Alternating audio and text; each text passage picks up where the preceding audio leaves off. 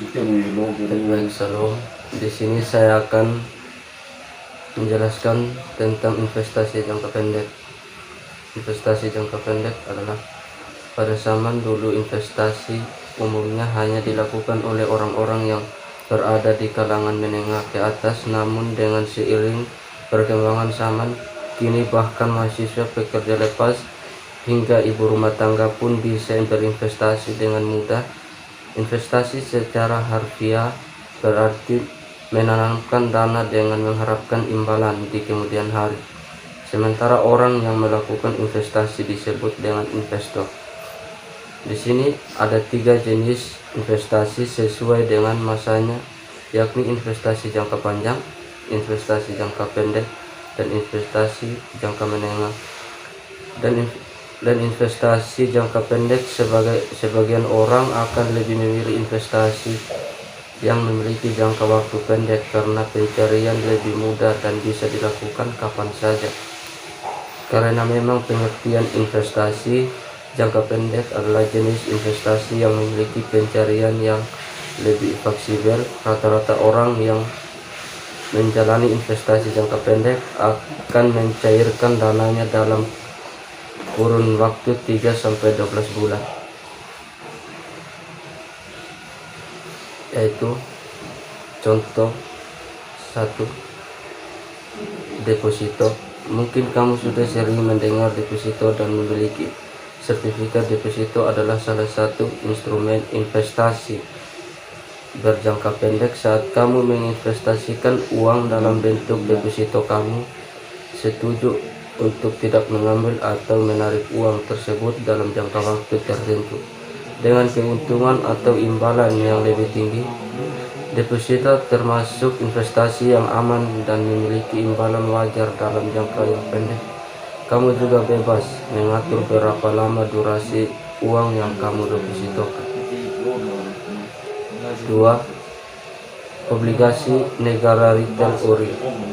Obligasi negara retail ori atau lebih mudahnya berbentuk surat utang yang diterbitkan oleh penerimaan, sehingga sudah dijamin resikonya sangat rendah. Walaupun begitu, minimal dana untuk berinvestasi di ori masih cukup besar, biasanya minimal Rp 3 juta dan memiliki jangka waktu 3 tahun. Contoh yang ketiga,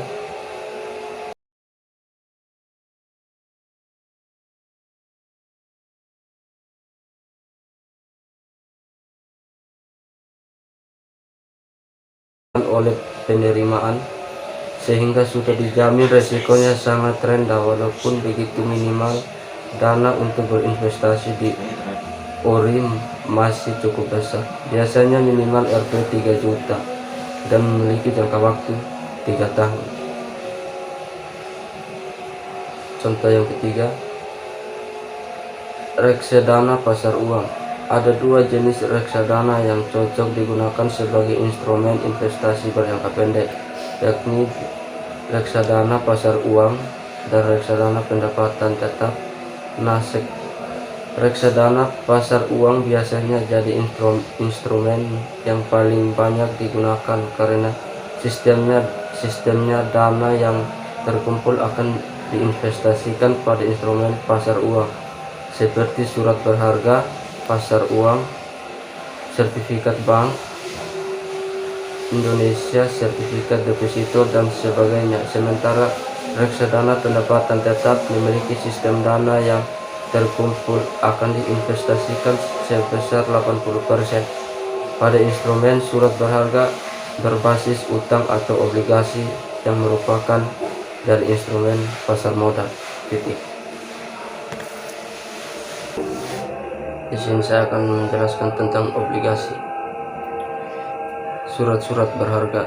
Bunga berjalan ini tidak termasuk dalam harga perolehan obligasi, tetapi catat tersendiri ada 2 rekening yang dapat didebit untuk mencatat pembayaran bunga berjalan, yaitu 1. Rekening pendapatan bunga, 2. Rekening piutang pendapatan bunga. Obligasi adalah pada tanggal 1 Agustus 2005 dibeli 10 lembar Obligasi PT Baruna yang nominal per lembar sebesar Rp 50.000 dengan kurs 101. Obligasi ini berbunga 12% setahun dan dibayar setiap tanggal 1 Mei dan 1 November. Pada saat pembelian dibayar provisi dan melerai sebesar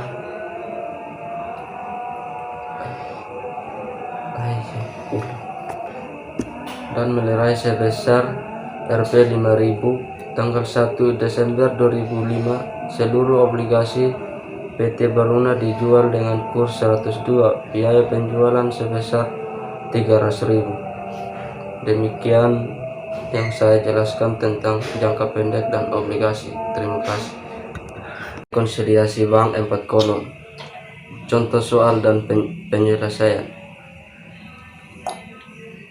PT Adijaya merupakan perusahaan yang bergerak di bidang perdagangan. PT Adijaya memutuskan membuka rekening koran di Bank Mandiri untuk penyimpanan seluruh dana perusahaan pada tanggal 31 Oktober 2015. PT Adijaya menerima rekening koran dan Bank Mandiri untuk periode Oktober 2015.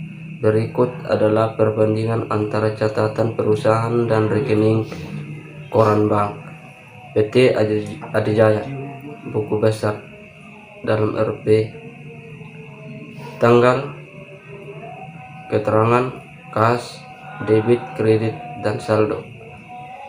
Saldo awal, tanggal 1 Oktober 2015.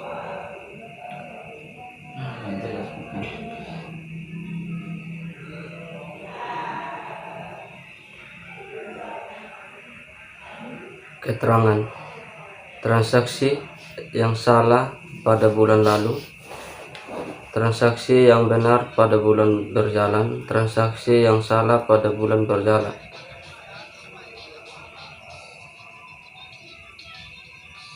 Berdasarkan perbandingan antara buku besar perusahaan dan laporan rekening koran bank, bagian keuangan PT Adijaya melakukan penelusuran terhadap kedua catatan dan menginformasikan hal sebagai berikut.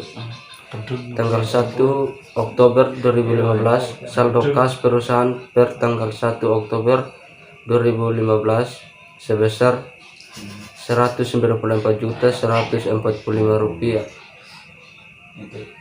Rp194.145 dan saldo di rekening koran bank sebesar Rp231.020.000. Perbedaan ini disebabkan karena pada bulan Oktober belum dilakukan rekonsiliasi. Pada tanggal 3 Oktober 2015 dikeluarkan cek nomor cek 070585 senilai Rp41.840.000 untuk pembelian peralatan kantor, dan perusahaan telah mengkredit akun kas pada tanggal 7 September 2015. Menurut rekening